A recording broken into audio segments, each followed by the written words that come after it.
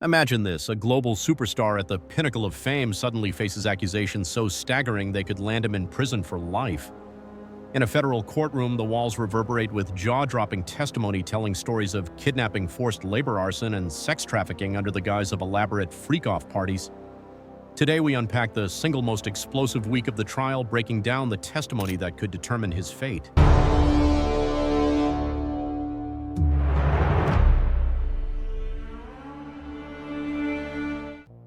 He stands accused of leading a criminal enterprise involving racketeering, conspiracy, drug trafficking, kidnapping, arson, and forced labor. Prosecutors say he used force, fraud, coercion, and threats to compel women into protracted, orchestrated sexual performances. Over 11 days of testimony, a mosaic of witnesses has painted a portrait of a man who believed he was above the law. First up is a startling account from a famous musician who testified that when he became romantically involved with the star witness, the accused retaliated by setting fire to the musician's Porsche. A fire investigator confirmed it was a deliberate act carried out with a Molotov cocktail. Then the musician described how the defendant allegedly kidnapped his own assistant, dragging her into a car at gunpoint and taking her to a Los Angeles mansion. When police arrived, they found a Cadillac Escalade registered to the accused's company right outside the home. That link gave jurors their first hard proof connecting his business directly to criminal acts. Next, the former assistant took the stand. She described arriving home in terror only to be forced by armed security into an abandoned warehouse for days of lie detector tests over missing jewelry. She said she was held against her will, threatened at gunpoint, and warned that speaking out would cost her life. She also witnessed horrific beatings, including kicks, punches, and dragging the star witness across the floor. Her account not only corroborated kidnapping, but also reinforced the pattern needed to prove racketeering. Then a stylist who had no personal grievance appeared. He spoke of overhearing threats to release explicit tapes of the star witness if she refused to perform. He packed her so-called freak-off kits, which included sex toys, outfits, and drugs. He saw her protest only to be beaten and kicked until she bled. His credibility was strong because he answered questions naturally and had no lawsuit at stake. His testimony painted the coercive environment, revealing how refusal meant ruin. Perhaps most pivotal was the star witness herself.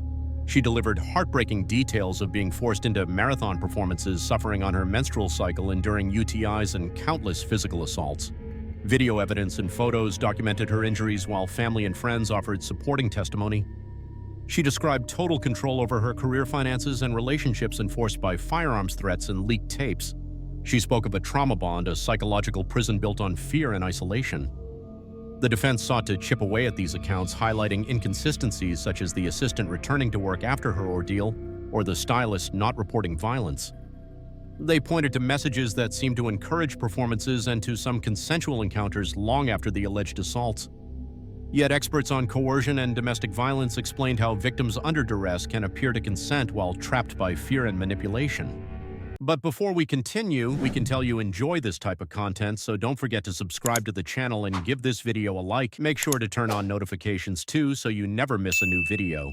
Legal analysts point out that prosecutors need only 2 underlying crimes to prove a pattern for racketeering. The targeted arson, the kidnapping, and the coerced performances all qualify. When combined with business records linking the accused's enterprises to these acts, the case for racketeering conspiracy grows very strong. But the trial is not only about these women. Other assistants testified about cleaning up after performances, scrubbing floors at the accused's instruction. Bodyguards spoke of strict orders to obey or lose their jobs. Associates described streams of cash moved to bribe silence and conceal wrongdoing. As closing arguments near jurors will weigh these vivid testimonies against a defense that frames them as isolated incidents or celebrity envy. They will decide whether this was a systematic criminal enterprise or a series of regrettable personal errors exaggerated by old rivals. One thing is clear, this trial has shattered the glittering facade of one of music's biggest icons. The evidence spans fire scenes, business records, first-person accounts of abduction video, proof of beatings, and a chorus of voices united by one theme: power abuse to exploit the vulnerable. If you've been riveted by these revelations, hit like and subscribe for in-depth updates as this case reaches its climax. Drop a comment telling us if you believe these witnesses or if you think a superstar's downfall is being orchestrated. Stay tuned, because when the jury retires, their verdict will send shockwaves through the industry and beyond.